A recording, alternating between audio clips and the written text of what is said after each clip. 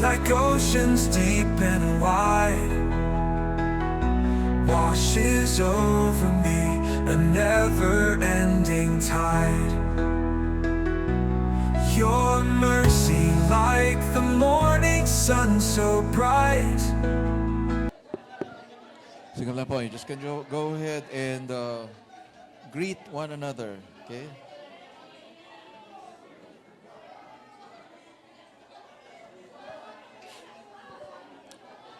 All right.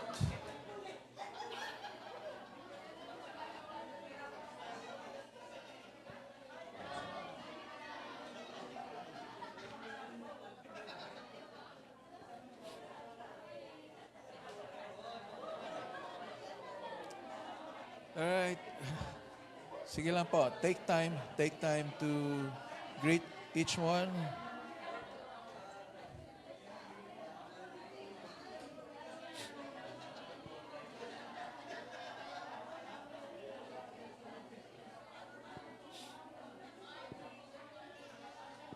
Okay, so great to see everyone, excited to see one another, happy to see one another. Wala naman po sa atin yung nabaha the last time. Wala sa itsura. Mukhang wala naman talaga. No? Last week bumabagyo, nasa labas pa kami lahat. Nagkakain-kain pa kung saan-saan. No? Sige po. Hindi tayo kinaya ng bagyo. No? So, sige po. Just now. Sige, you can settle down now. Okay, we thank the Lord that the Lord spared us from the typhoon. We have an answered prayer. Although, of course, our hearts go to those who are affected. But then, of course, we prayed that since sa atin talaga yung daan ng bagyo. But last week, parang parang walang bagyo. No, napakakalmado. No. And that we claim is God's answer to our prayers. No? So, sige po, you can settle down now. And siguro bigyan natin ng mas malakas na palakpak si Lord for that. Palakpakan natin, Panginoon.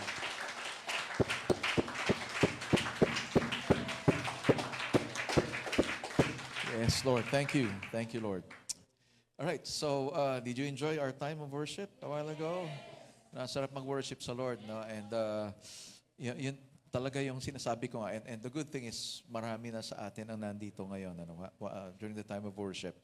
Because sabi ko nga, I desire that everyone will really experience the presence of God. No, yun yung sinasabi ni Marky kanina, yung presence, the presence of God. And the thing is, God promised that to all of us. And we just have to grab that opportunity whenever we can to come to worship Him. And I remember saying in our night of worship, I think that last Sunday ba yun, that we have that great privilege to talk to the King of Kings and the Lord of Lords. Now, when we pray, when we worship, it's actually spending time in the presence of the King of Kings and the Lord of Lords. And sabi ko nga, subukan mong mag-set ng appointment sa office ng presidente. Tignan natin kung kailan ka makakapasok. But here, you come here on Sunday or in any day of the week, you just desire or just make that step to worship the Lord or pray to Him. So walang busy signal pagdating sa Lord. When you pray, hindi ka makakarinig ng busy signal. All you have to do is just open your mouth and pray, and you can be sure that the Lord hears your prayers. Naririnig ka, and that He is with you. So, having said that, we continue with our series entitled "In His Name." In His name, and last week we talked about the name above all names. Ang goal natin dito is that maintindihan natin kung ano yung ibig sabihin ng mamuhay sa Panginoon, to live in Him. To live in His name. Knowing that we will find the end of ourselves. So kapag ikaw ay lumalapit sa Panginoon, nakita mo yung inabilities, inadequacies, na meron ka, or actually wala ka nga kaya nga inadequate, di ba? And that is why when you see your inadequacy, you begin to see that God is all in all. Ano, siya talaga yung kailangan natin. No? And that it is important to lean on the Lord Jesus Christ. Ano, so, sabi ko nga, may maraming mga names tayong naririnig. No? May mga names ng mga sakit. No? May mga names ng, ano ba, mga bagay na hindi mabubuti sa atin. And yet, the name of Jesus is above all those names. No? So, when you hear cancer, para kang nakatanggap ng death sentence. No? Na people, when they hear that they have cancer, parang ang feeling nila death sentence na yon. Or even COVID dati, di ba? Pag may COVID, talagang takot na takot ka. Di ba? But those are letter C's, ano? Cancer, COVID. But there's a greater letter C, no? That is above those letter C's, and that is Christ, Jesus, no? And He is above every name. And sabi nga, every knee will surrender, will bow. Every person will surrender to the name of the Lord Jesus Christ. And so we studied about the authority of His name. No? Authority, sa Tagalog, kapangyarihan. Pero yung power, kapangyarihan din siya. No? And we make the difference between the two, that when we say authority of Jesus, it means His right to rule. No, karapatan niya. So, sabi may authority siya, may karapatan siya, no, na maghari. And when we say the power of His name, or the power of the Lord Jesus Christ, we talk about the ability of the Lord to make the impossible possible. His ability to make things happen. And also we talk about the peace of His name. No, na kung saan, dahil nagahari ang Diyos at siya ay makapangyarihan, panatag tayo. No, the same way when we prayed last week about that typhoon, ano, talagang lahat naman tayo kalmado that time. No, gumala pa nga kami pagkatapos ng service, ano, at nag-dedicate ng bahay. And ang sarap ng kain natin, ano. Hindi man lang natin iisip na lumalakas na ba yung hangin or ano, but then paglabas nga namin, hindi naman ganoon kalakas ang hangin, hindi umuulan, ano. And when we got home, I charge chinarge ko yung mga ilaw namin, chinarge ko yung aming mga power bank, just in case. No, but while doing that, you can feel that there's calm, na para bang sinasabi ko lang, Lord, just in case lang naman, pero I don't feel anything, no, na nakakatakot or what. But yun nga, no, that is all because we prayed. We spent time with the King of Kings and the Lord of Lords, the maker of heaven and earth, the God of creation. And therefore, He has rule over His creation and His power over His creation. So today, we talk about sent in His name. No, sent in His name. Isinugo sa Kanyang pangalan. Ano? So can we all stand up now? Tayo po tayong lahat. Let's look at the scriptures in Matthew chapter 28, verses 18 to 20. Okay, let me read this from the English Standard Version. Okay, so Matthew 28, 18 to 20. And Jesus came and said to them, all authority in heaven and on earth has been given to me. Go therefore and make disciples of all nations, baptizing them in the name of the Father and of the Son and of the Holy Spirit, teaching them to observe all that I have commanded you. And behold, I am with you always to the end of the age. So let me read the Tagalog version. Ano? Sabi rito, lumapit si Jesus at nagsalita sa kanila na sinasabi, lahat ng kapamahalaan ay binigay sa akin sa langit at sa lupa. Humayo nga kayo, gawin ninyong alagad ang lahat ng mga tao o lahat ng mga bansa. Inyong bautismuhan sila sa pangalan ng Ama at ng Anak at ng Banal na Espiritu. Turuan ninyo sila sa ganapin ang lahat ng mga bagay na aking iniutos sa inyo. At narito ako ay kasama ninyo sa lahat ng mga araw hanggang sa katapusan ng kapanahonang ito. Siya nawa. Okay, let's just bow down our heads. Let's thank the Lord for His word. Thank you, Father, for today, Lord, we have this opportunity once again to hear your message. And we allow your Spirit, Lord, to move among us freely, O God. Speak to our spirit as well. Thank you for your word that is true. And indeed, you're a promise-keeping God. Bless this time, O Lord. Bless each one who hears your word. And even thank you, Lord, for your grace that abounds in our lives, that enables us, Lord, to accomplish your purpose in our lives. to do your will, to glorify you, Father. We honor you, Lord. In Jesus' name we pray. Amen. Amen. Sige po, you can take your seats. Ayan, and also yung book of Matthew, now, as we look at this, talks about the record of the last words of Jesus. By this time, yung binasa natin na to, that time, ang mga disciples ay kasama ni Jesus. And this time, Jesus is already resurrected. No, resurrected na, nabuhay na siya uli. No? And he's been seen by so many people. Now, in the book of Matthew, hindi na ni-record ni Matthew dito yung mga appearances ni Jesus Christ. Nagpakita si Jesus sa mga iba-ibang tao in particular situations. And even dun sa book of John, di ba? Mayroon pang eksena doon na bumalik na sa pamamangka or pangingisda sina Peter, and then Jesus appeared to them. Na meron ng inihaw na tilapia. Yun sinabi, inihaw na isda that time. Walang nahuli sina Peter, pero si Jesus merong isda na naka-ready. So he showed himself to them. And there was also an instance wherein they were in one room, sarado, nakalak yung mga pinto, biglang dumating si Jesus sa kalagitnaan nila. So parang pag-iisipin mo, may multo na nakapasok. Di ba? Nakalak yung pinto, biglang lumitaw na lang si Jesus doon. But that is the resurrected body of the Lord. And I think once we get resurrected, parang ganun din tayo. Or ganun din tayo. Kasi sabi, we will be like Him. So in other words, tatagos ka sa pinto. Huwag mo munang susubukan ngayon kasi hindi mangyayari yun. But when we get resurrected, yung katawan natin will be just like the body of Jesus Christ. Pero ang natuwa lang ako doon, kumakain pa rin pala yung katawan na yun. So pwede pa rin kumain. Kasi meron siyang tilapia . Tsaka to prove that He is alive, sabi niya, may pagkain ba kayo dito? Kaya napagbintangan siyang matakaw . Nasabihan si Jesus na matakaw kasi, di ba, laging nasa kasalan, handaan, di ba? Kaya sabi, si John the Baptist ay weird. Weirdo, lunatic, baliw.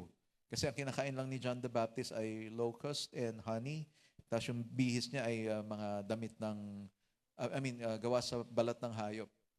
And Jesus came eating and drinking. Sabi nga nun, here comes a glutton and a drunkard. Matakaw, tapos lasenggo or manginginom.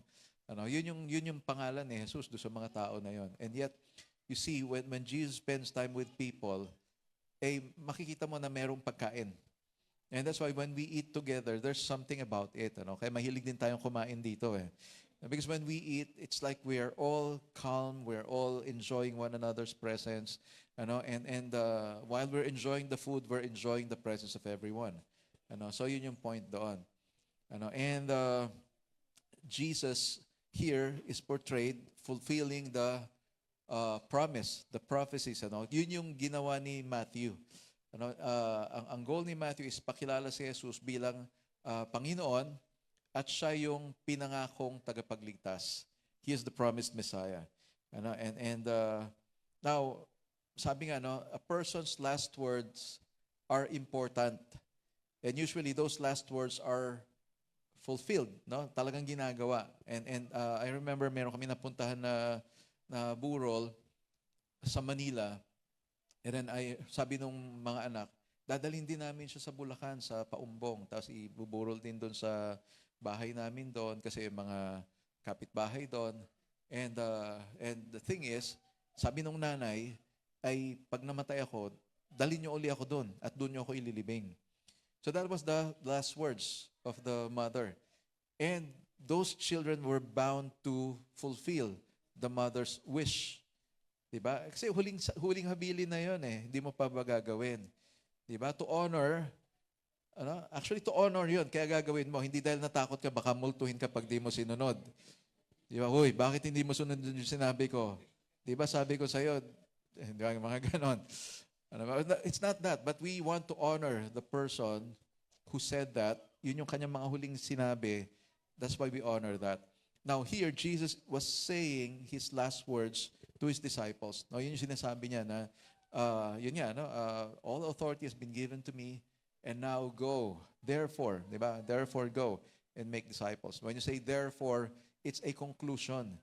No, nasa akin na yung authority, kaya, di ba? Ngayon, kayo naman. Ano? And, ano pa may sinabi ron? And amazingly, the disciples took Jesus at His words. Sinunod ng mga disciples yung sinabi niya. Now again, di ba, sabi natin, a person's last words is important. And they did that, and what happened was they changed the world. Now, they turned the world upside down to the point of martyrdom. Ano? So isipin mo yon.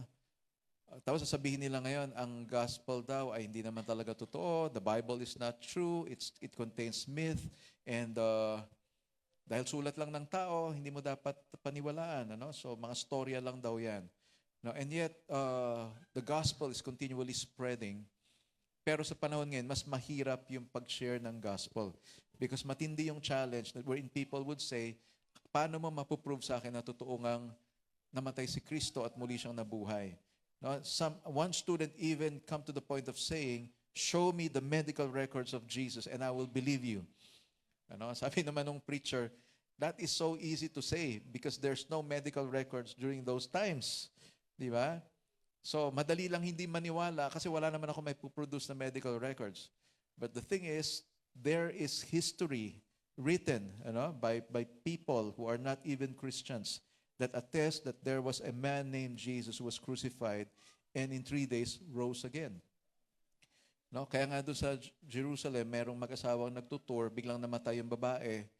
Sabi nung undertaker, Sir, would you like to bury your wife here in Jerusalem? It will be great that she will be buried in the Holy Land, sabi nga nun. While if you choose to bring her home to the U.S., you will spend so much money. Sabi ng lalaki, well, I'm deciding to bring her back to our homeland. No? Para bang kala mo naman, gusto talagang ibalik lang doon sa no? Sir, why? Isn't it good to... I mean, di ba, your wife will be buried in the Holy Land. And sabi nung lalaki, well, I heard that there's someone who died here, was buried, and in 3 days rose again. And I cannot stand that chance, sabi niya gano'n. I cannot stand that chance. I'm bringing her home. Okay? Ayaw niya mabuhay uli yung asawa niya. Yun pala yun, ano? Kasi may nabuhay dito, nalibing dito, nabuhay uli. Ayoko, doon na lang sa bahay na lang, doon na lang sa amin ko ililibing siya. No, ayaw na pala niya mabuhay yung asawa, no? Yun pala yun. So, ibig sabihin, totoo pala yung balita, no? May nabuhay. Jesus rose to life again, no? According to history. And also, according to eyewitnesses. May mga nakakita talaga. Di ba? Nakasama pa nga nilang kumain si Jesus, the resurrected Christ.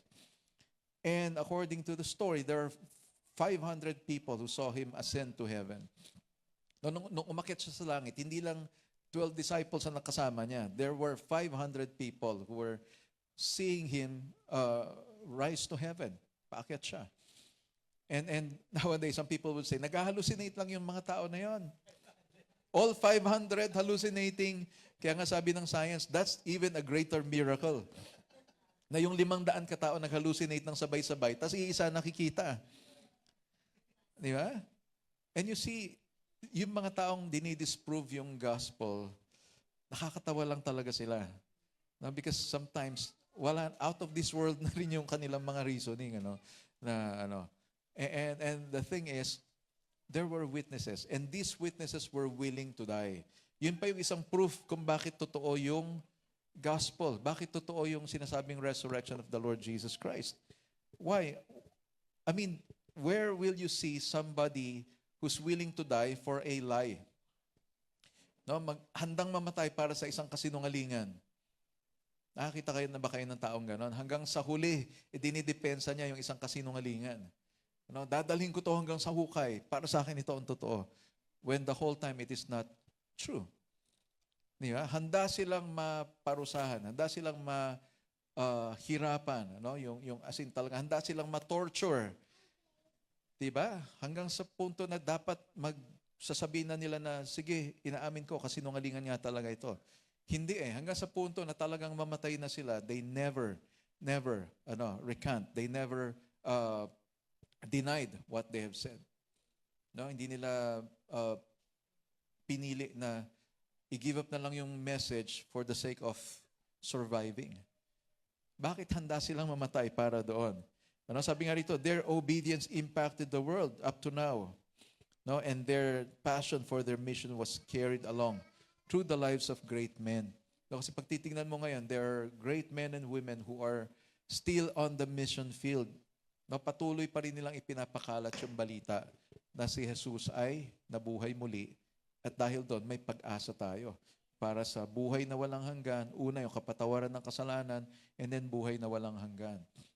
No, so there were people like William Carey. No, si William Carey is a missionary. Sabi nga, he's the father of modern missions. He sacrificed, no, going to a place that is unfamiliar. Ano, and doon sa lugar na yon, maraming namamatay. And what happened was, yung wife niya ay nabaliw. Ano, nabaliw yung wife niya. That's because hindi ganun ka-sold out yung wife niya about going to the mission field. But he's so passionate for the missions that he doesn't want to be separated from his family. No, ayaw niya mahiwalay. Sinama niya yung pamilya niya. And there, in that mission field, his boys, no, yung mga anak niya lalaki, namatay. And then eventually, yung asawa niya na nabaliw, namatay rin. And some people would say, that is foolish, that is reckless, no, na dinalagyan mo sa danger yung pamilya mo. But what made William Carey do that is the call that the Lord has made. No, tinawag siya ng Lord eh. And for him, it is God's will that he goes to that mission field. No matter what. Sipin mo yung sacrifice na yon. Why are they able to do that? In fact, he said, expect great things from God, attempt great things for God. Yan ang motto niya. At the expense of his family. And some people would say, walang wisdom doon sa ginawa niya. But guess what? Because of him, there were several changes that happened I think in India. Sa India siya nag-missions. Doon sa India noon, I forgot yung practice na yun. Merong isang practice doon na pag namatay yung asawang lalaki, susunugin yung katawan. Pero what they will do, yung babae, nabuhay, isasama doon sa asawang lalaki. Itatali kasama doon sa bangkay ng lalaki. So you can just imagine, pag namatay ako, siya, kasama ko.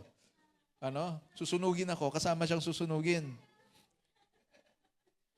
And sabi nga nun, di mo pa nakita yung babae naman ay talagang, he was really crying. He was, talagang gusto niya makasama yung asawa niya. Sabi ni William Carey, hindi niya gusto makasama yung asawa niya, kaya siya umiiyak kasi nasusunog na siya. And because of him, that changed. Nagbago yon.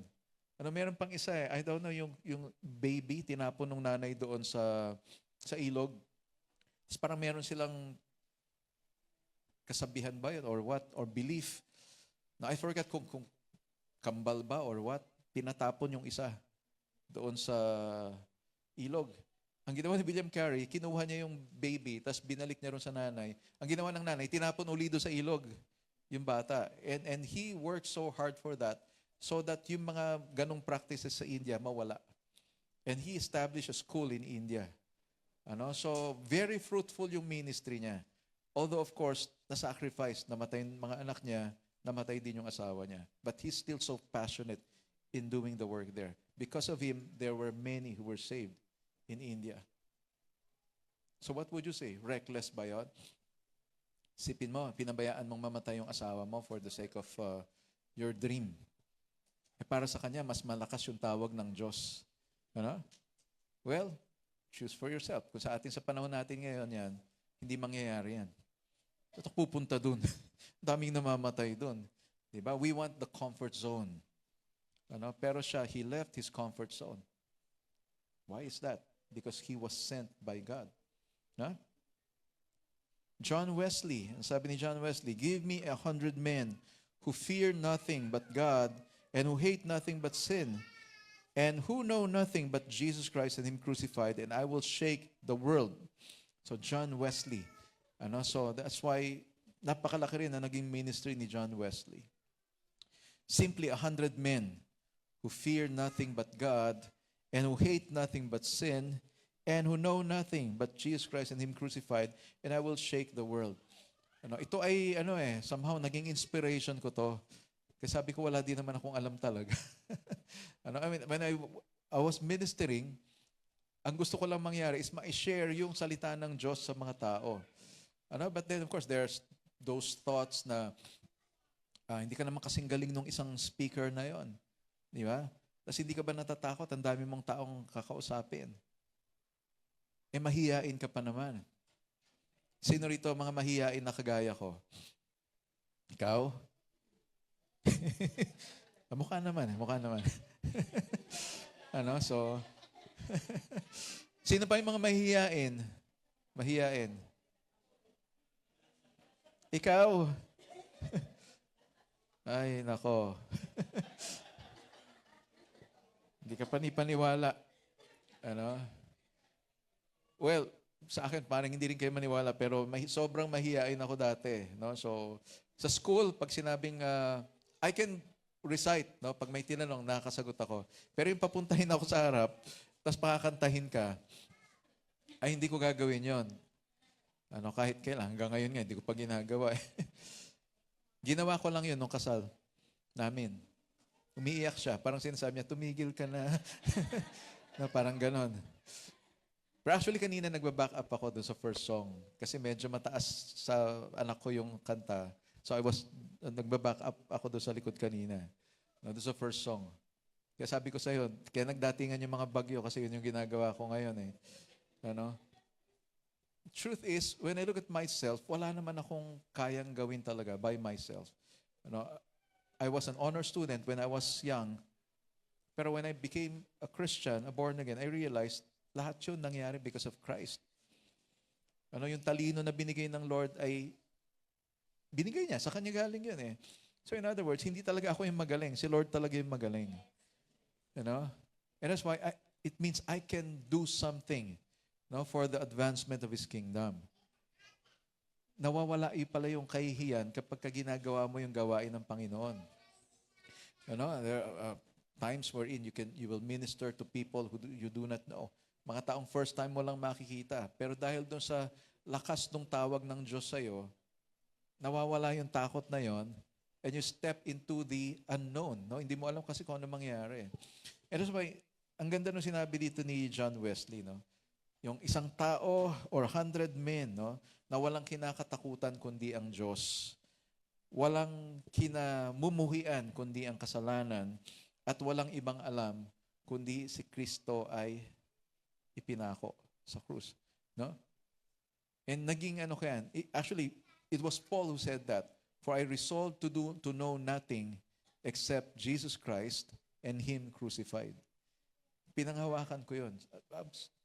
I have that message. Jesus was crucified. He died for all our sins. He died for us so that we can be forgiven. That is the message.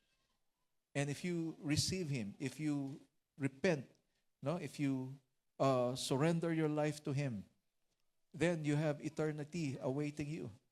Kakaroon ka ng buhay na walang hanggan. Okay? So why are these people so passionate about Christ? You see, there are missionaries who went out of their way. Kinalimutan nila yung mga comforts ng kanilang mga tahanan. And they went to missions, becoming pastors, becoming missionaries. So, dito sa Pilipinas, Christianity started with Magellan. Yung first encounter ng mga Pilipino sa Christianity is Catholic Christianity. Diba? Magellan planted the cross in Cebu, in Mactan. Di ba Limasawa? Ay, hindi ko rin alam eh. Nakalimutan ko na. Tanungin nga natin si Yoyoy Villame. March 16, 1521. Di ba? So, kanta ni Yoyoy Villame. Kaya naalala ko yung date kasi kay Yoyoy Villame. Kinanta niya yon. But our encounter about Christianity is Catholic Christianity. Eventually, World War, di ba, lumaban ng Espanyol, America, and then Americans brought Protestant Christianity. Yung mga Methodist, yung mga Baptist, so, and now we have yung tawagin nga ito, third wave eh. Kasi may mga Pentecostals, may ngayon evangelicals, Ano, and you don't need to know all those things. Okay, basta ang tandaan lang ninyo, the Lord Jesus Christ died for you, He saved you, and you're going to heaven if you will surrender your life to Him. Ganun lang kasimple. No, kahapon nga, we had our year-end planning. Sabi ko, simple lang to. Ang utos lang naman sa atin ng Lord ay mahalin natin siya at mahalin natin yung kapwa natin. So everything that we will do will revolve in those important commandments. Yeah, so kaya wag na natin i-complicate yung mga bagay-bagay. If you love God, you will do great things for Him. If you love God, you will leave your comfort zones and do amazing things, for Him. So, as a Christian, as a believer, how are you doing right now? Yun ang tanong. Kasi itong mga kinuwento ko, they accomplish great things for the Lord, even to the point of sacrificing their families, their lives. How about us here today? What are you willing to sacrifice? What are you willing to do for the Lord? So ako po, nung college ako, I became, even before college, I believe I became a Christian. No, sa takot ko na bumagsak sa NCEE, ganun na lang talaga yung prayer ko sa Lord. Tapos gagraduate na ako ng high school, going to college. Sabi ko, yung college, pagkatapos ng college, totoong buhay na to eh. Sabihin, independent, a life wherein you will work already. Diba? And what happened was, the question of purpose in life came. And so I realized that the purpose of life is to honor God, to glorify Him, and live according to His purpose. Ayun. And I didn't know na naging Christian pala ako that time. Born again Christian. And that time ayoko yung born again. Kasi akala ko kulto or sekta. Na yun yung mga praise the Lord, hallelujah pag nagsalita di ba? Lahat na lang ng salita nila may praise the Lord Tapos hallelujah sila ng hallelujah. Sabi ko ayoko masama dyan sa mga yan. Hindi ko alam ganun na pala ako. Now, I was a Christian. I mean, being a Christian is not just about saying praise the Lord, hallelujah. It's about a life that is changed. Kaya tinawag siyang born again kasi changed life. And that's why I keep on saying, you don't join born again. Huwag kayong magjo-join sa born again. Hindi tama yon. You don't join born again. You have to experience born again. Automatic yun. Pagka na-born again ka, makikilala mo yung mga kapatid mo na mga born again din. Sabi pa nga ng iba, burn again daw Burn again. Pinagtatawanan ang mga Kristiyano. But when you say born again Christian, these are men and women whose lives were changed. Sometimes to the point of may mga tao na kailangan pumunta pa sa kulungan para lang ma-born again sila. And that's why you will hear criminals who become pastors, missionaries. Why? Dahil doon sa sobrang lalim ng binagsakan nila, sa kulungan sila, they had an encounter with the Lord. Doon sila naboborn again. Kaya from a criminal to a missionary, makita mo naman yung napakalaking change doon, di ba? I mean, pagtatawanan mo ba yung ganong storya? From a drug addict, na talagang talamak doon sa addiction niya. All of a sudden, nakawala doon sa addiction. Hindi kinaya ng mga rehab, hindi kinaya ng kung ano-ano mga programs. Pero doon sa kulungan, na-encounter si Lord. Kinayang talikuran. Kinayang baguhin, labanan yung temptation. How would you explain that? How would you explain that? And yet, para bang yung Christianity ay ganun-ganon lang. Ang Christianity is something to laugh about, pinagtatawanan. And yet, these are people whose lives were changed. They have 180 degrees turn around sa buhay nila. Yung dating buhay nila makasalanan, tinalikuran nila. How will that happen? Samantalang yung iba talagang hindi na kailangan tuksuhin. Sila na mismo yung pumupunta dun sa tukso. Gumagawa ng kasalanan, di ba? Kaya tuloy yung mga demon, sabi nila, wag na natin pakialaman yan. Yan? Kasapi na natin yan. Di mo na kailangan i-tempt yan. Gagawa ng kasalanan yan. Pero merong iba struggling. Di ba? Struggle. So, lalo na dati uso yung mga bold movies. sa mga cinemas, sa mga sinehan. Yung isang Christian, talagang struggle siya. Gusto niyang pumasok doon sa sinehan. Sabi niya, Christian ako, hindi ako dapat papasok dito. Pero natitempt talaga siya. Nandun na siya sa tapat ng sinehan. Talagang sabi niya kay Satan, Satan, get behind me. Di ba sinabi ni Jesus yun? Get behind me, Satan. Sinabi rin yun. Sinabi rin niya yun. Get behind me, Satan. And push me. Okay, so, parang nga naman kung pumasok siya doon, siya may kasalanan, tinulak niya ako eh. Di ba? So, and sometimes people will make alibis, alam mo yun, reasons why they did that. Daming reasons, ang daming tinuturo kung sino may kasalanan. Pero bandang huli, if you're going to check it out, ikaw mismo talaga may kasalanan eh. You decided on that. Ikaw ang nag-decide eh. Pumayag ka eh. Di ba? Sabi po nga kay Satan eh, push me. O, di ba? Tapos nung nagkasala ka na, si Satan ang tinulak ako. Ang sabi ni Satan, sabi mo, itulak kita eh. Diba? Parang ganun yung eksena noon eh. Diba? So, how are these things possible? Paano nangyayari na people will die as martyrs for the sake of Christ? And that is because, number one, in His name, we are given authority to go and make disciples. May authority na tayo. Last week, we said the name of Jesus has authority. And now, Jesus is giving that authority to His followers. Okay, so verse 18 to 19a, sabi niya, and Jesus came to them and said to them, all authority in heaven and on earth has been given to me. Go therefore and make disciples of all nations. Lumapit si Jesus at nagsalita sa kanila na sinasabi, lahat ng kapamahalaan, yun pala yun, kapamahalaan, yung authority, at binigay na sa akin sa langit at sa lupa. Humayo nga kayo, gawin ninyong alagad ang lahat ng mga bansa. So that word, authority, means the right to rule or to do something. Diba? Kaya nga yung mayor, meron siyang title na mayor, yung title na yon, it gives him the authority para pamahalaan yung bayan. Ako, hindi naman ako mayor. Pastor ako. Pero pagka bumabagyo, hindi rin ako makatulog. Why? Iniisip ko, sino kaya sa mga member namin yung nababaha? Yeah, sometimes, nandun yung thought namin na buksan kaya natin yung center kasi yung mga nababaha doon sa malapit sa ilog, they can come here. Kaya lang, sasamahan namin sila matutulog dito. Di ba? And so sometimes, meron kang title that gives you, not sometimes, when you have title or position, it means you have a responsibility. Di ba? Minsan may mga tao masyadong passionate dun sa title without even realizing that there's a responsibility that goes with your title. Ang sarap matawag, di ba? Si Mayor, ayan.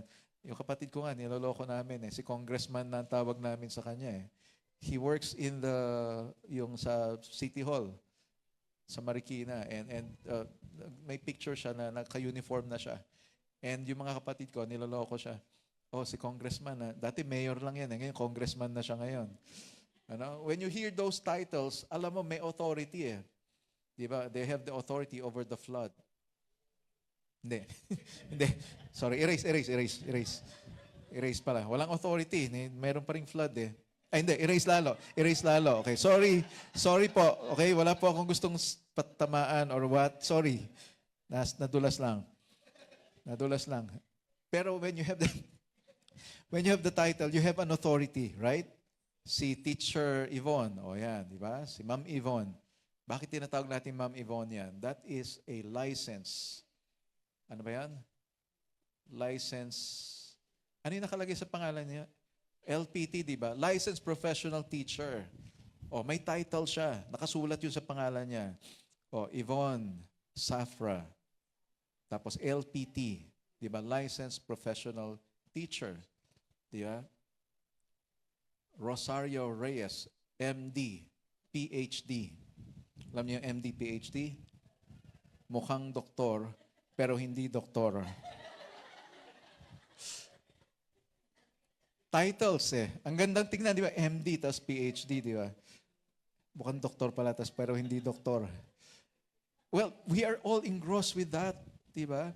Sa mga bata nga nun, pagka nagsasabi kami ng sa teenage pregnancy, sinasabi namin, pag nangyari sa'yo to, ay mawawala na lahat itong mga pangarap na to. And then I will ask them, anong pangarap mo? So what is your name? Di ba, pangarap niya maging piloto. So what you want to be a pilot, what's your name? Halimbawa, Mark Bautista. So you are the future Captain Mark Bautista. Ginagano ko siya. Papalakpakan yung mga classmates nila. Why? Kasi Captain Mark Bautista, sarap pakinggan. A pilot. Di ba? So, doctor. So, you'll be Dr. Angel Tikia someday. Ayun, yung ating drummer.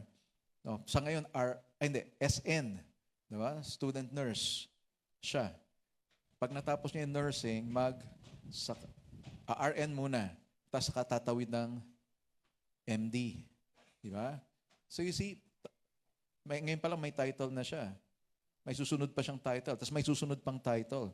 Yeah, of course, titles are good, pero you have to understand, pag MD ka na, nakasalalay sa iyo yung buhay ng mga taong ginagamot mo.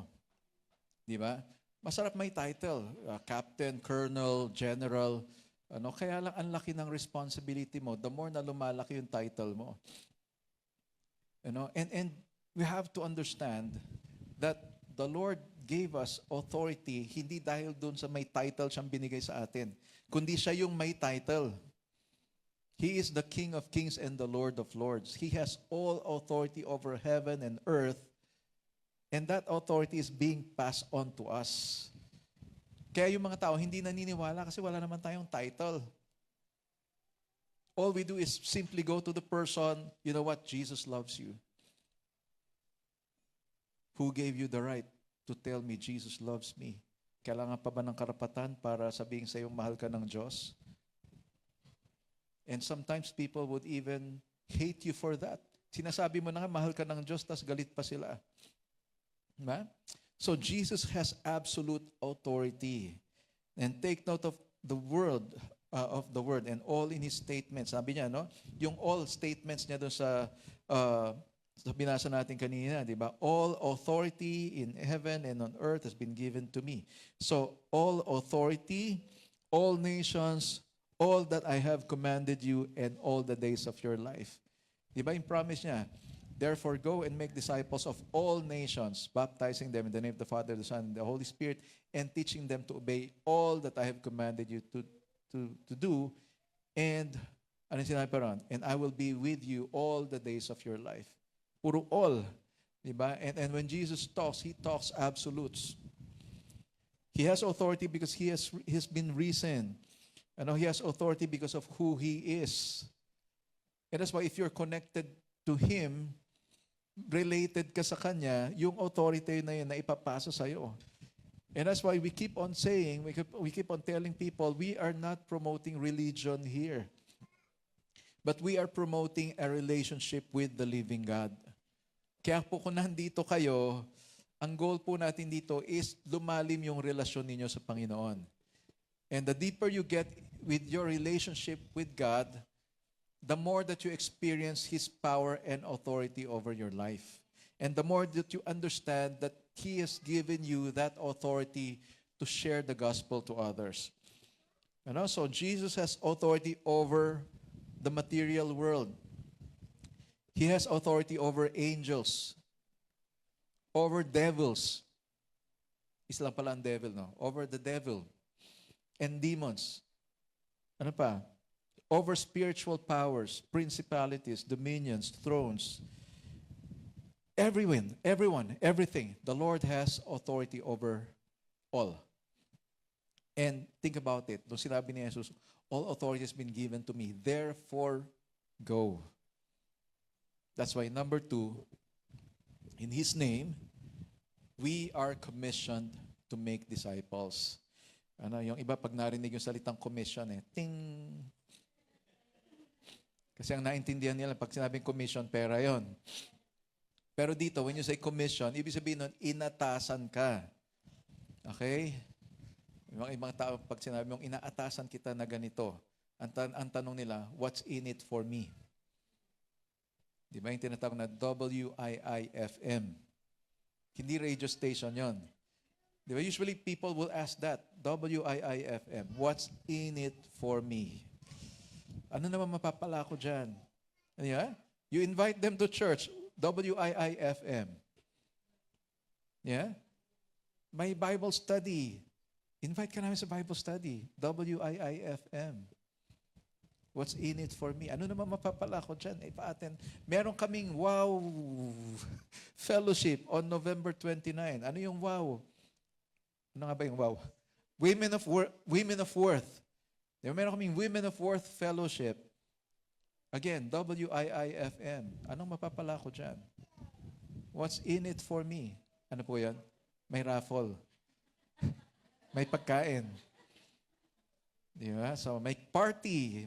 Di ba? So, we tell people about these things. Kaya lang nga, when you begin to share about the love of Christ, when you begin to share about having a relationship with Christ, unti-unti na yon, nawawala na.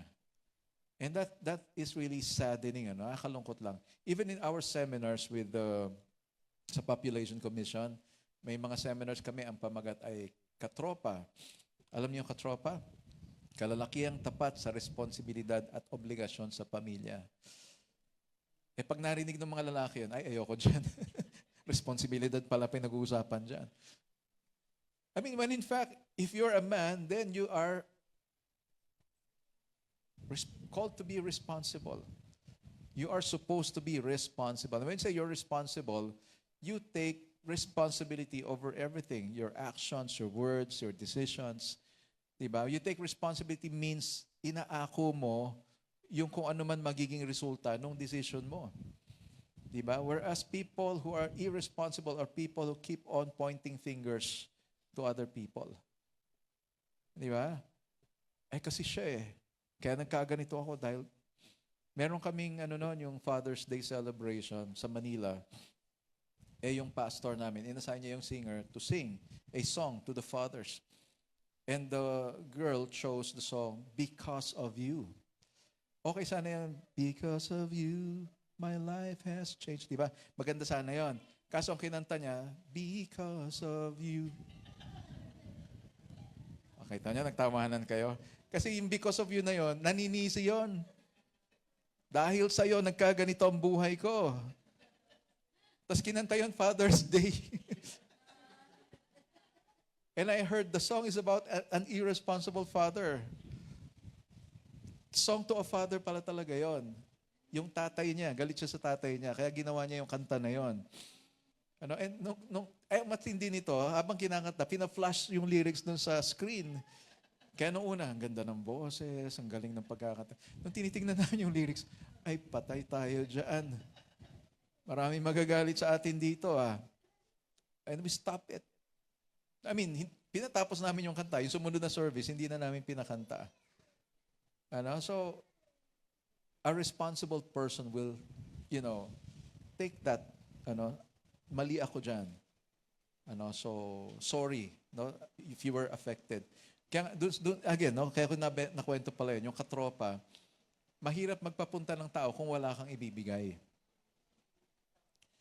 May trabaho kami, mga lalaki kami, mga tatay kami. So, ang gagawin namin, or ang gagawin ng head namin, magpe-prepare ng something, or a cash, or bigas, or grocery, to give to them, to compensate for their time. When in fact, yung matatanggap mo doon, higit pa doon sa mga groceries. Why? Because it will change your life. The same way when you go to church. The same way when you go to Bible studies. The same way when you go to WOW on November 29. No? Invited ka rin. You're also a WOW. No? So, alam mo bang WOW ka rin? A woman of worth. So, they coined that. Ikaw rin, kasama ka rin doon. So, great to see you here. So, asa na ba tayo? Let me read the scripture. Sabi rito, go therefore and make disciples of all nations, baptizing them in the name of the Father and of the Son and the Holy Spirit, teaching them to observe all that I have commanded you. Humayo nga kayo, gawin ninyong alagad ang lahat ng mga bansa, inyong bautismohan sila sa pangalan ng Ama at ng Anak at ng Banal na Espiritu. Turuan ninyo sila na ganapin ang lahat ng mga bagay na aking iniutos. And so, because Jesus has authority, He is able to command His disciples. And the great thing here is that these disciples were not looking up, we're not talking about WIIFM. When Jesus called them, they simply leave everything behind. Isipin mo si Peter, si John, si James. Peter and Andrew, James and John, magkakapatid yan. May business sila. Ang business nila ay fishing business. They were fishermen, but not ordinary fishermen. Pagdaan ni Jesus, come, follow me. Alam niyo kung sinabi? They left their nets, they left their boats, they left their fathers. Iniwan nila lahat yun in order to follow Christ. They see Jesus as a person of authority. And these 12 were not even thinking what is in store for them. They never asked, wait, what's in it for me? Before I follow you, what's in it for me? Mababago ba ako dyan? Yayaman ba ako dyan? Magkakaroon ba ako ng bahay at lupa dyan? Jesus never promised anything. He simply promised that there will be a kingdom that's going to be established wherein He will be a king. And that's why itong mga disciples na to, sabi na, naku, pag naging hari ato, dapat doon ako sa kanan yan or dapat doon ako sa kaliwa. They were talking about position. Pero sabi ni Jesus, hindi para sa akin yan, para ibigay ko sa inyo yan. Hindi ako magbibigay sa inyo yan. And Jesus even said, the greatest in the kingdom of God is a little child. That's why He was saying, the greatest in the kingdom is the least. And when you say the least, it means the most humble. Kung sino yung pinaka-humble, siya yung greatest. And that's why we have to humble ourselves. And when you humble yourself, it means you're saying, I cannot do anything apart from you, Lord. You're the best. I am not. You're the most powerful. I am not. Ikaw na lahat. That's why John the Baptist said, He must increase, I must decrease. There has to be all of Him and none of me.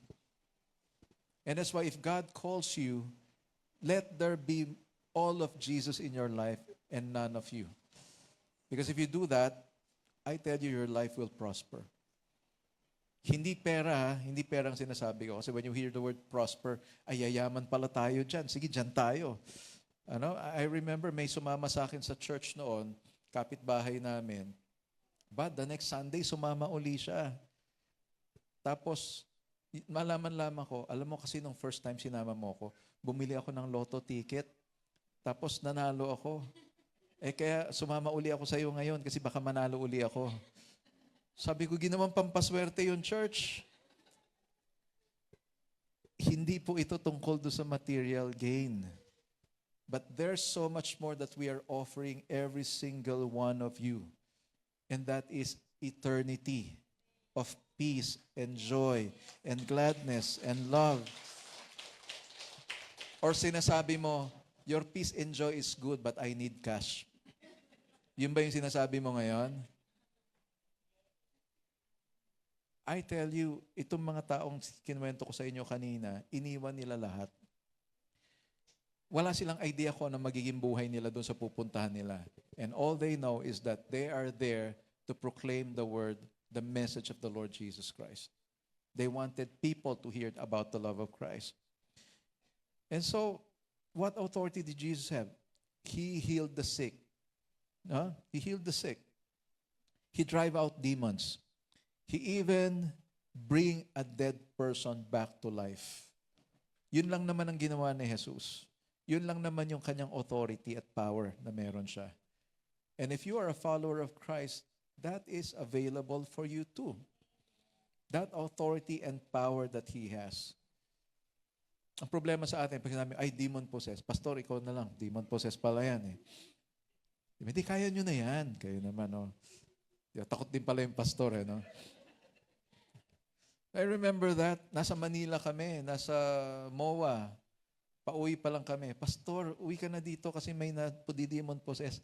Eh sige, kayo na muna umayos, masikaso dyan. At hindi hihintayin ka namin, dito lang kami sa labas ng bahay. Ay bahala kayo, maghintay kayo ng 2 oras. Nasa Manila pa ako. So, and for me, based on my experience, pag dumarating ako, tulog yung sinasabing demon possessed. Sabi ko, tinutulugan lang ako ng mga demonyo. I'm sorry for that term. Demonyo naman talaga yon, di ba? Nag-possess doon sa And a lot of times, ganun na nangyayari. Bakit natutulog siya? Kala ko ba, paano mo ba nalaman na demon possess? Kasi ang galing niya mag-English kanina eh. Sabi ko, nag-English lang, possess na. Kasi pastor, hindi naman nag-i-English yun. Bigla na lang natutong mag-English. As fluent na fluent pa, sabi niya ganon. Nagbago ba boses? Hindi naman nagbago boses. Pero biglang gumaling sa English. Demon possessed, magaling sa English. Social na demon pala yung pumasok sa kanya. Nag-English. And when I came, my accent, American accent, bro. Ito nga pala naging trainee ko to dati sa si Robin. Naging trainee ko siya sa call center academy diyan sa Baliwag. I still live in Caloocan din. Nagtuturo ako doon. Ito yung pinakamagaling sa klase. Kasi tapos na yung klase, English pa rin ng English. Gusto ko sabihin, time out na, Tagalog na tayo. Wag mo na akong Englishin, nahihirapan na ako sa'yo. Dumudugo na yung ilong ko sa'yo. Ba tayo napunta doon? Ayun nga, yung power, I mean, if Jesus has the power to drive out demons, you have that power to do the same. In fact, Jesus said, these signs shall follow those who believe. They will drive out demons, and they will pick up snakes. Ba't mo naman gagawin yun? Di ba? Pero ang sinasabi doon kasi, hindi ka na matatakot kasi no one and nothing can harm you. Kung makagat ka ng ahas, you will survive. If you are a believer. Okay? Wag niyo subukan to. Ay, born again Christian na ako. Makahawak nga lang. Tingnan nga natin. No, it's not that. Like what happened with Paul. Di ba? Exiled. Dadalhin siya sa Rome. What happened? They were shipwrecked. Tapos dahil may bagyo, tapos umuulan, so they need to make a fire. So naglagay sila ng mga branches. Nung sinilaban na nila yun, biglang may tumalo na ahas. Kinagat si Paul. And sabi ng mga tao, sobrang makasalanan siguro yan. Kasi nakaligtas siya doon sa dagat, di siya nakaligtas doon sa ahas. And hinihintay nilang bumagsak si Paul. And sabi, bakit hindi siya bumabagsak? Siguro Diyos siya. Nung una, kriminal, talamak na kriminal. Pero hindi siya bumagsak, ay siguro Diyos siya. Fulfillment of what the Lord said.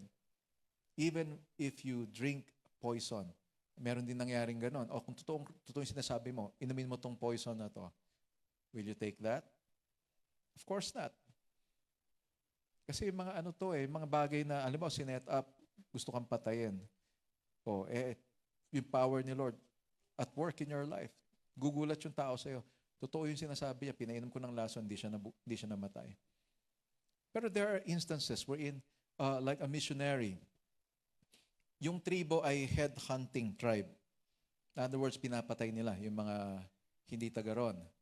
And he was preaching, and the chieftain said, doktor ito na missionary, imbis na magpagamot sila, sabi nilang ganon, ganitong oras, papatayin ka namin. Papatayin ka namin. And then the doctor just lived on, just went on with his day. And then natapos yung araw na sinabi ng chief, hindi sila sumugod. And then when he went home, basta dumating sa punto, naging Christian yung chief. Nagbunga yung kanyang mission.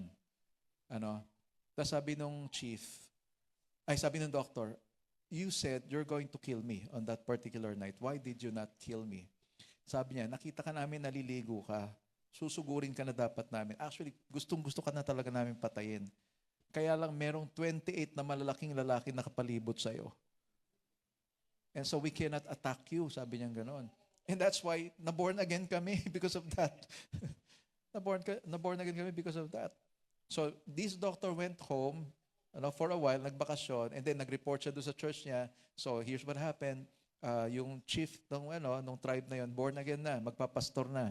And then hindi kasama sa story yon. Pero sabi niya, on one particular night, sabi niya papatayin niya ako, pero hindi niya ako pinatay. Now, after his report, after the service, may lumapit sa kanya, intercessor, Ate Ellen, intercessor. Sabi niya, Doc, anong araw nga yun yung sinabing papatayin ka at anong oras yun? Ganitong araw. He told them the date, ito yung oras. Sabi nung intercessor, alam mo ba, yun yung gabi na sinabi sa akin ng Lord, pagprayahan daw kita. And then I asked people to join me in praying for you. And there were 28 of us praying for you at that time. Yun yung malalaking tao na nakapalibot doon sa...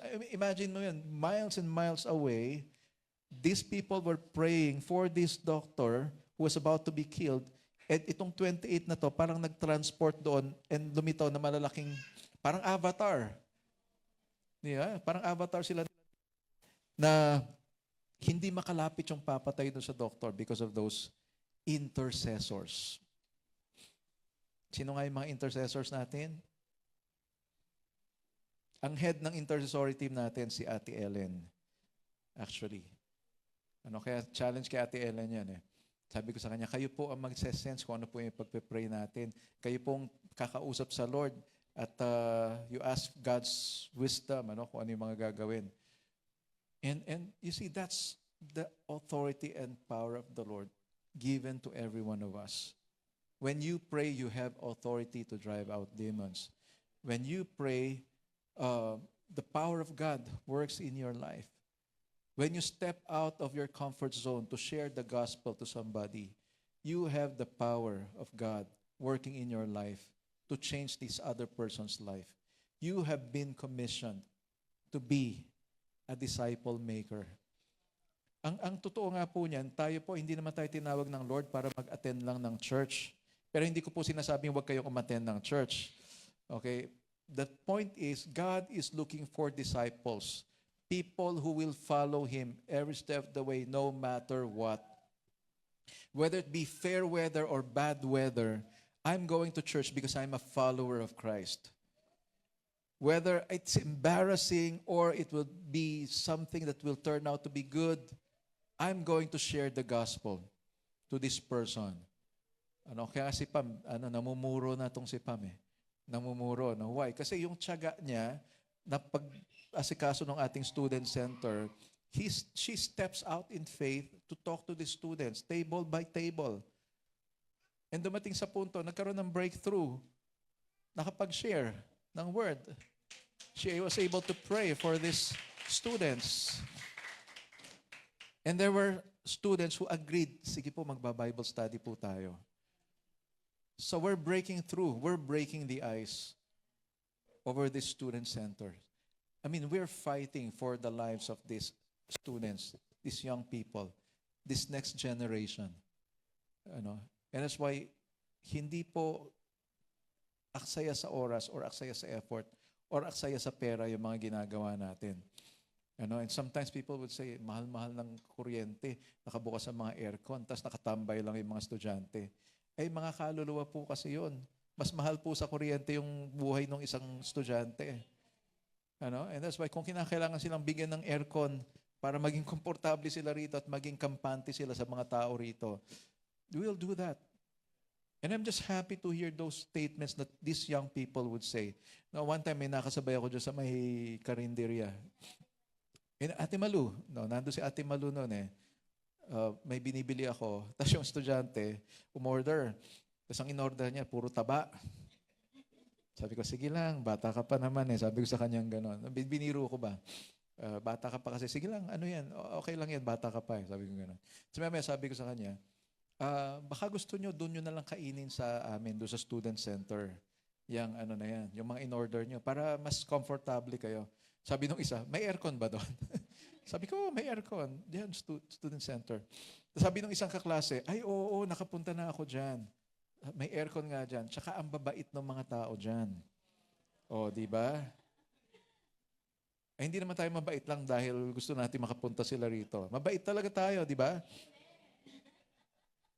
Parang hindi kayo naniniwala. Kalabitin mo yung katabi mo. Sabihin mo, mabait ka, di ba? Sabihin mo, we. Hindi nga. So you are called to be a follower. Hindi lang po tayo tinawag para umupo lang sa church. At hindi rin tayo tinawag para umattend lang ng Bible studies. Tinawag ka rin para mag-lead ng Bible studies. Oh, tinawag ka rin para gabayan yung mga tao. Actually, discipleship is leading the person to the saving knowledge of the Lord Jesus Christ. Hindi po title yon, okay? Kasi andyan na naman tayo. Ako discipler niyan. Di ba? Title yan. Ako discipler niyan. Eh, ang galing pa nung disciple. Ako ang discipler niyan. Eh, nakagawa ng palpak. Ay, hindi ko kilala yan. Yeah, but every one of us, we are called to be a disciple and secondly, to make disciples. Now, the Lord has given you the authority and the power to make disciples. You will be an agent of change life.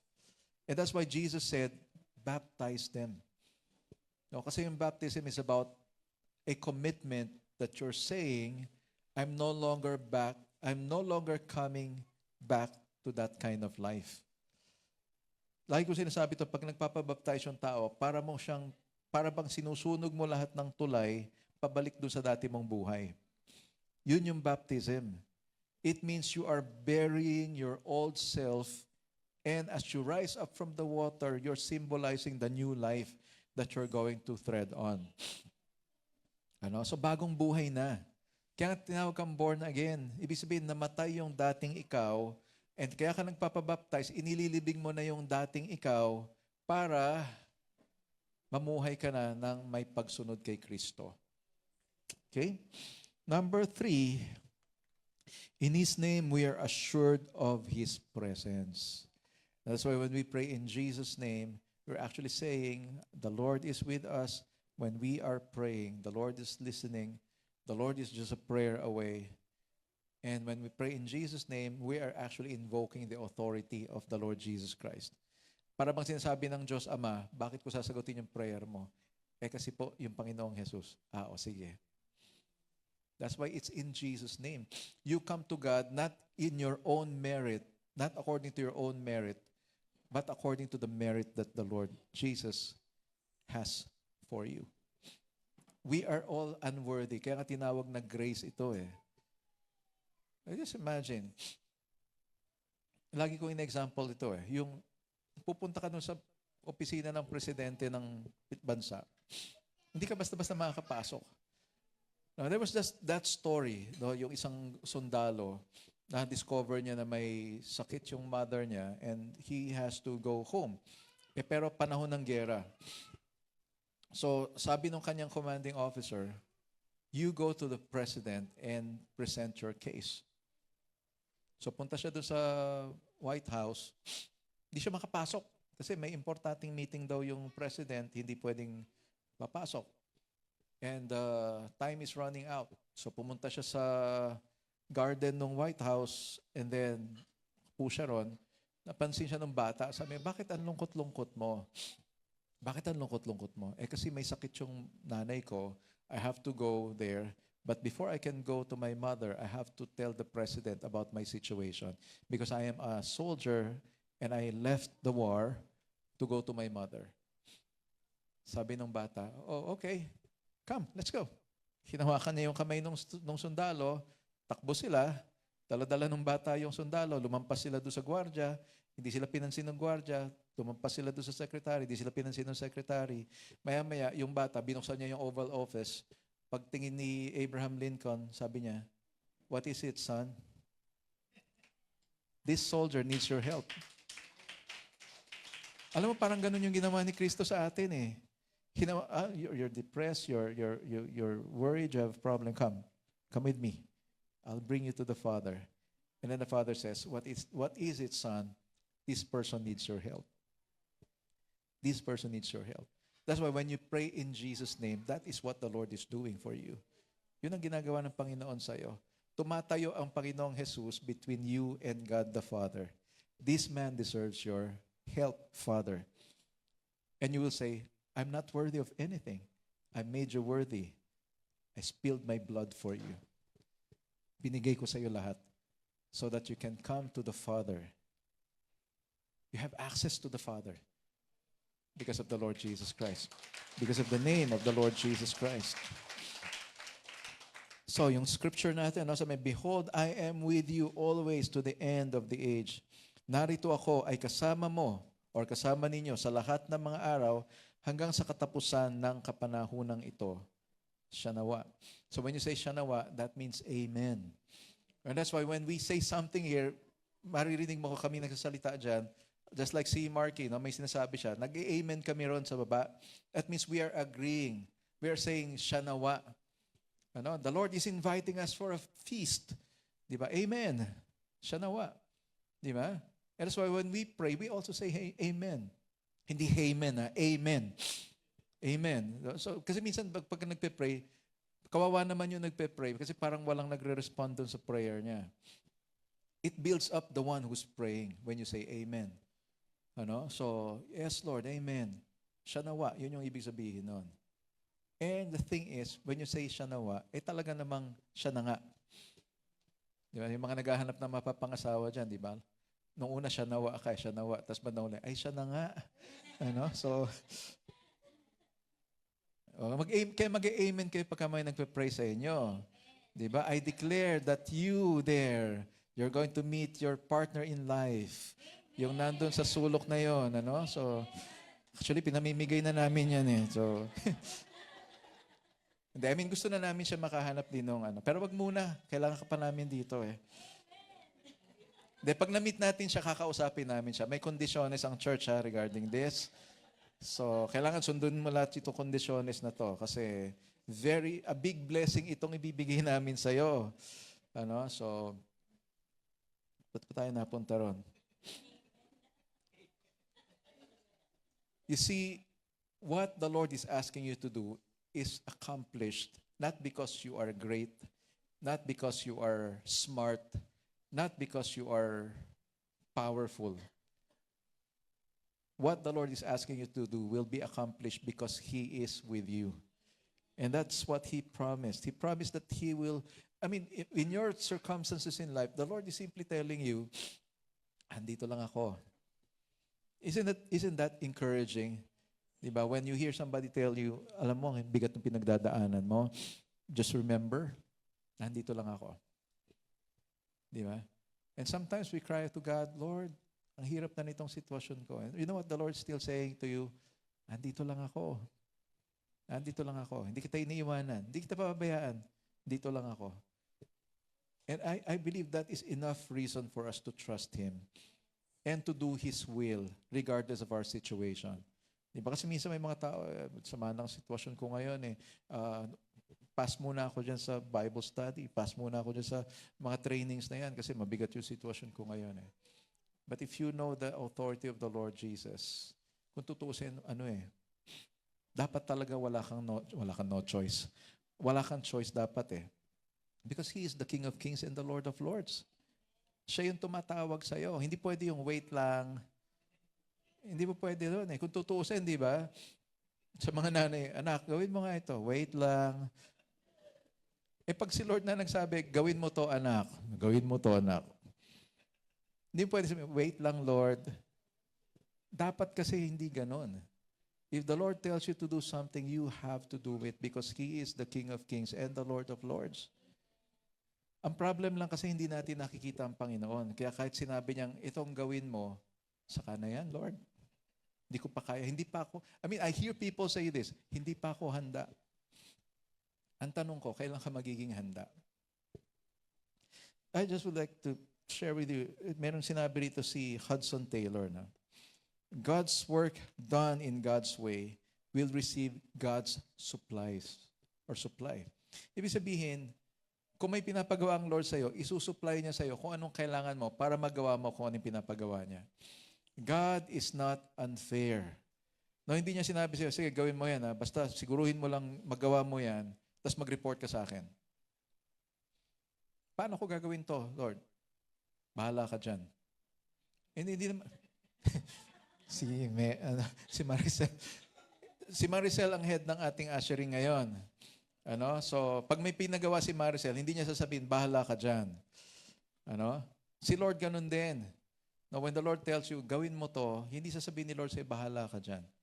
You know what? The Lord will pour out His grace into your life so that you will be able to accomplish what He wants you to do.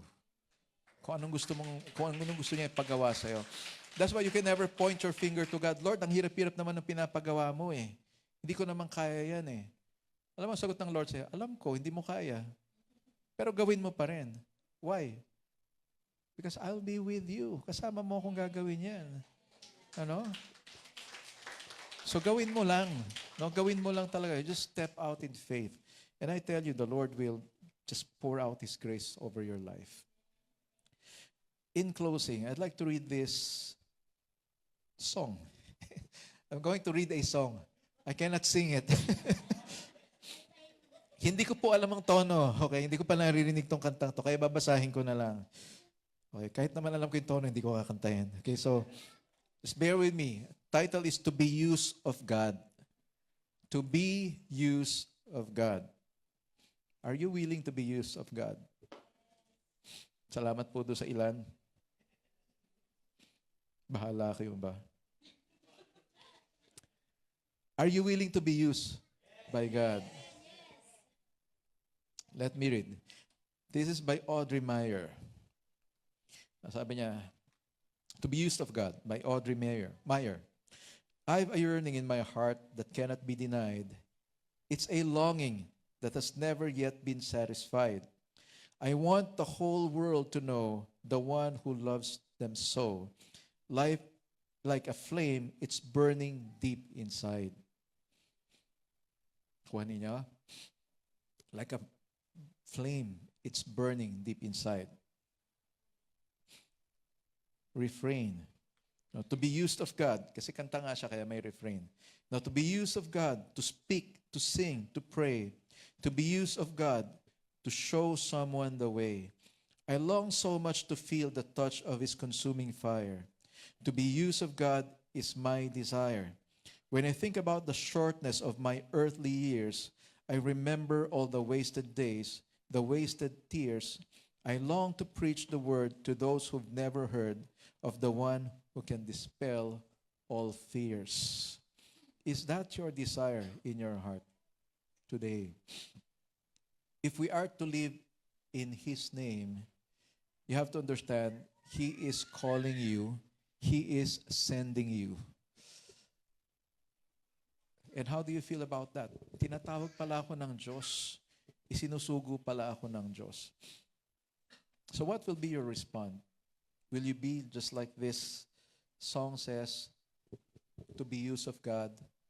I want to share the love of God to others. I want to introduce people to the one who loves them so much. And Jesus demonstrated His love to us in this, according to Romans 5:8. Jesus demonstrated His love to us in this, that while we were still yet sinners, He already died for us. Meaning, hindi ka pa nga pinapanganak, namatay na si Kristo para sa'yo.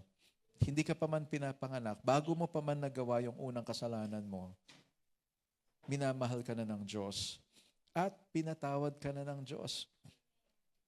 All you have to do is come to Him, ask for forgiveness or claim that forgiveness and experience the life that He has for you. He wants you, He loves you so much that He wants you to change. Some people nowadays ayaw talaga magbago. Gusto nila yung kung ano yung buhay nila, yun na talaga yun. Pero sobrang mahal tayo ng Diyos na ayaw ng Diyos na manatili tayo dun sa kung sino tayo ngayon. Because when He looks at us, He sees someone in us better than how we see ourselves. Kasi ang tingin natin sa sarili natin, eto tayo, satisfied na tayo, okay na to, ayoko nang baguhin to. Pero sinasabi ng Lord, gusto kitang maging blessing. Maraming tao mabibless sa buhay mo. Maraming buhay ng tao mababago sa buhay mo. And that's why you have to change. You have to change. And so you have to make a decision. Last Tuesday, we went to a wake, burol. A servant of the Lord just died last week. So Sunday, we were about to end the service. Binulungan ako ni Brian. Patay na si Pastor Dennis. Sabi niya gano'n. And this pastor was my buddy. Kabady ko siya when we were planting churches. And he was our speaker on the first anniversary of this church.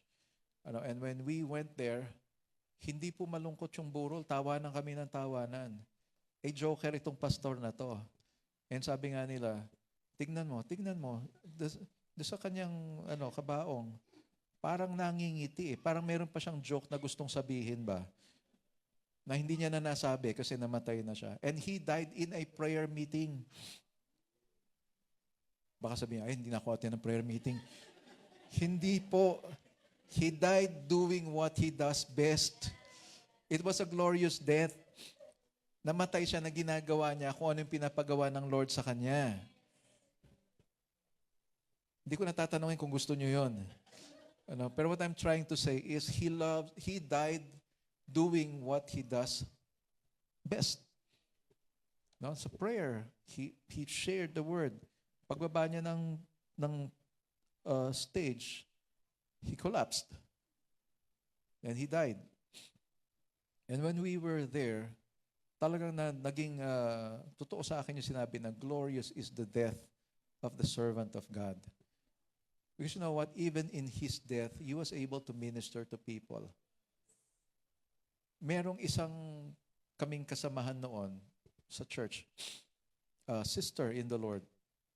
Na-trauma siya kasi yung isa sa mga kasamahan din namin sa church namatay of cancer, nag-iba talaga yung mukha. And so, nung nakita niya yung tao na yon, sobrang na-trauma to the point na nagkaroon ng kinailangan niya ng medication. And so ayaw niyang tignan tong si Pastor Dennis. Ayaw niyang tignan kasi nga na-trauma na siya doon sa mga dating And then the sister of Pastor Dennis said, tignan mo lang, subukan mo lang, tignan mo. Hindi siya kagaya nung sinasabi mo. So when she saw the pastor lying there, nung nakita niya yung mukha nung si Pastor Dennis, nakangiti. Actually, nakangiti siya habang nandun sa sa kabaong niya. Nawala yung takot nitong babae na to. Nabalik na yung lakas ng loob niya na tumingin dun sa mga caskets. And so, kaya sabi namin, even in his death, he was able to minister. Isipin mo ma-wipe out yung fear ng tao because she saw him na hindi nakakatakot yung itsura niya doon sa kabaong na yan. And we've said this before, nung nasa Manila kami, estudyante pa lang kami, Lord, this fight is to the finish. Up to the last breath, we will serve you. And I hope to impart that to every one of us here. Life is so short. Marami tayong mga issues sa buhay. But I tell you, these issues are wasting your time. These issues are wasting your precious time to serve the Lord. You're missing out on a lot of things because of these issues. And I tell you, let go of all these issues and step out in faith. Step out in faith. Wala ka namang gagawin sa Lord na hindi niya i-reward Wala kang gagawin sa Lord na baliwaliin niya. If you do that for the Lord, I tell you, He will reward you. Even while you're here on earth, He will reward you. Let's all stand up right now. And the music team's still here. Let's sing that song once again. Amazing Grace. let us be broken before the Lord this time. So I believe the Lord welcomes us when we come before Him broken, so that He can form us again into the person that He wants us to be. Let's sing this song to Him. Let's make this a prayer. Let's surrender our lives to Him. Let's dedicate our lives to serve the Lord, to accomplish His purpose in our lives. Gawin po natin ito as we sing this song.